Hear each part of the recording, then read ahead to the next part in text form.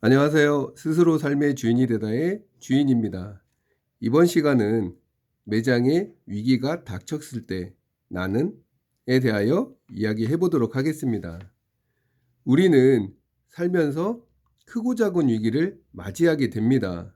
또한 잘 극복하고 헤쳐나갑니다. 카페에서도 위기가 찾아옵니다. 원두 가격 상승과 월세 인상, 단골 고객 감소, 악성 댓글 등 비용적인 부분과 내면적인 부분 모두 찾아오게 되는 거죠. 하지만 나에게는 일어나지 않을 거라는 착각 속에 살아갑니다. 매장은 전쟁터입니다. 어찌 좋은 일만 바라보며 낭만을 꿈꾼다면 성공은 멀어집니다. 그럼 매장 오픈전으로 돌아가 보겠습니다.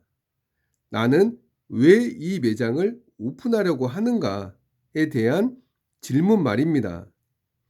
꿈은 에너지라고 말했습니다. 위기는 언제나 찾아옵니다. 하지만 극복하고 나아갈 방향만 있다면 충분합니다. 보통 위기가 찾아오면 마음에서 무너집니다.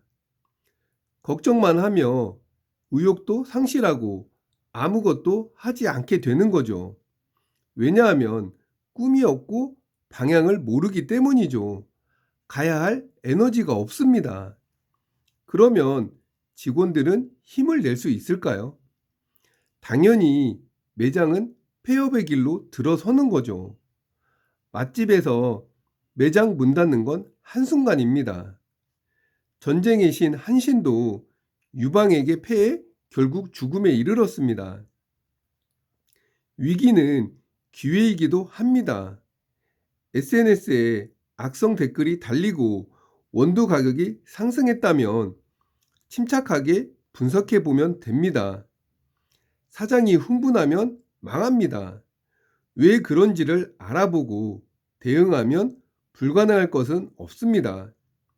댓글에는 먼저 사과의 글을 정중하게 올리고 진심으로 대한다면 충분히 해결 가능합니다. 그러면 단골 고객이 될 확률도 올라갑니다. 원두 가격은 앞으로의 기후변화로 어느 정도 예상은 하고 있어야 합니다. 바로 가격 상승보다는 세트 메뉴 구성이나 신메뉴 개발로 가격 책정을 새롭게 해볼 수 있습니다. 이렇게 위기를 잘 맞이하면 단골 고객이 더 늘 수도 있으며 신메뉴 개발로 신규 고객을 확보할 수도 있습니다. 일체유심조라는 말이 있습니다. 내 마음을 어떻게 하느냐에 따라 모든 건 달라집니다. 전국의 직장인들이 아침에 나의 커피를 마시며 밝은 모습으로 하루를 여는 게 꿈이라면 이런 위기는 쉽게 극복할 수 있습니다. 오늘도 아침에 우리 커피를 마시며 웃으면서 우리 매장을 나설 때 사장은 행복합니다. 그렇다면 위기에 대응할 매뉴얼도 만들어 놓고 하는 좋은 방법입니다. 또한 직원들도 채용할 때 웃음이 많고 밝은 모습의 직원을 뽑으면 되는 거죠. 사장의 꿈과 가까운 것에 모든 것을 맞추어 나가면 됩니다. 그랬을 때 위기가 와도 나아갈 수 있는 거죠. 모두가 꿈을 향해 한 방향으로 에너지가 집중되니까요. 이제는 위기를 그냥 맞이하기보단 준비를 해야 합니다. 시스템과 매뉴얼화 또한 직원들의 마음 교육도 필요합니다. 위기가 와도 마음이 단단하면 나아갈 수 있습니다. 오늘은 마음의 평상심을 가져보시기 바랍니다. 그럼 손자병법 허실편 2. 홈 경기를 하라. 시작하겠습니다. 고선전자 치인 이불치우인. 그러므로 전쟁을 잘하는 자는 적을 동원하지 적에게 동원되지 않는다. 전쟁을 잘하는 자란 말에는 여러 뜻이 있지만 여기서는 적을 잘 흔드는 자로 보는 것이 좋겠다. 적을 잘 흔드는 자는 적을 동원하여 나에게 오도록 하지 내가 동원되어 적진으로 가지 않는다. 후한 때 일이다. 장보 휘하 장군이던 비읍은 아우 비감에게 거리를 지키도록 명했다.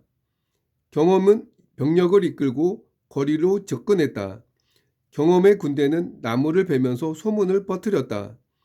나무로 해자를 메우고 거리성을 공격하겠다는 것이다.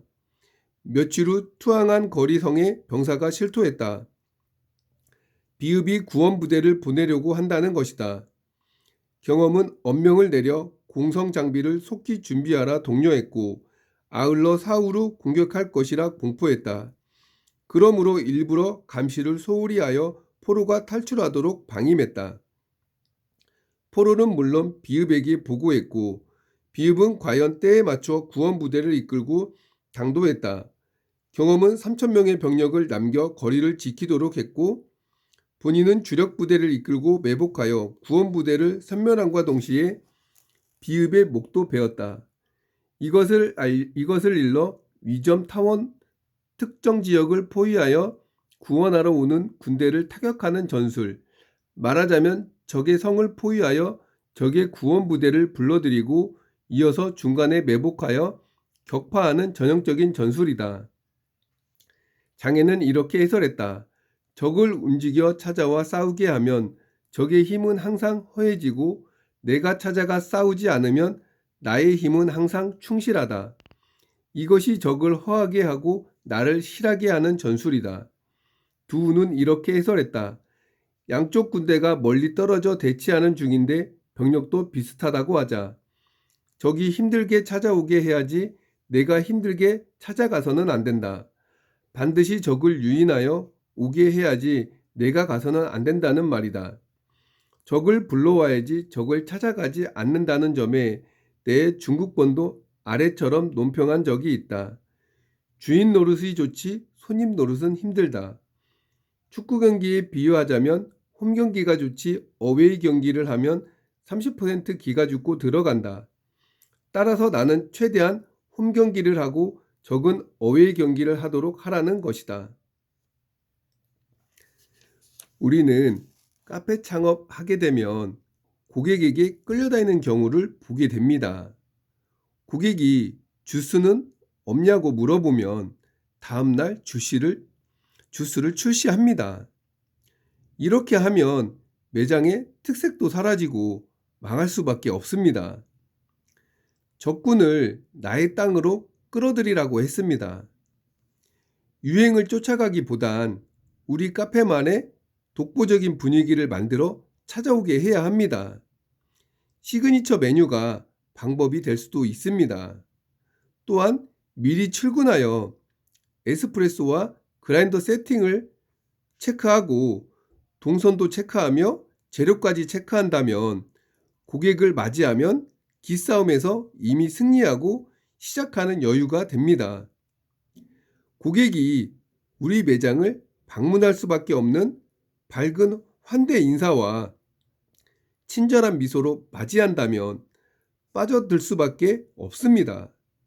거기에 음료 기억까지 한다면 고객은 자기를 기억해 주는 거에 감동을 합니다. 우리는 고객의 말 한마디에 너무도 긴장을 합니다. 편하게 대하고 조금씩 관심을 가져주면 단골을 넘어 찐팬이 되어버립니다. 인간은 누구나 관심 가져주는 걸 좋아합니다. 또한 인정받고 싶어 합니다. 그것을 적절하게 잘 표현해 주면 되는 거죠. 예를 들어 어제는 무표정이었는데 오늘은 밝게 웃고 있다면 어제 표정이 없으셔서 걱정했는데 오늘 밝게 웃는 모습을 보니 잘 해결되셨나 봐요 하며 저도 기분이 좋습니다 한다면 이 카페는 나에게 관심을 갖고 있구나 하며 좋아합니다. 이 한마디에 찐팬이 되어 버리는 거죠. 맛은 기본입니다. 기술은 따뜻한 말 한마디와 칭찬입니다. 모든 시작은 밝은 인사에서부터 하면 됩니다. 이제는 고객을 우리 카페로 불러들이는 인사가 필요할 때입니다. 오늘은 우리 매장에 올 수밖에 없는 이유 한 가지를 만들어 보시기 바랍니다. 그럼 저는 다음 시간에 뵙겠습니다. 유용하셨다면 구독, 좋아요, 알람 설정 부탁드립니다. 감사합니다.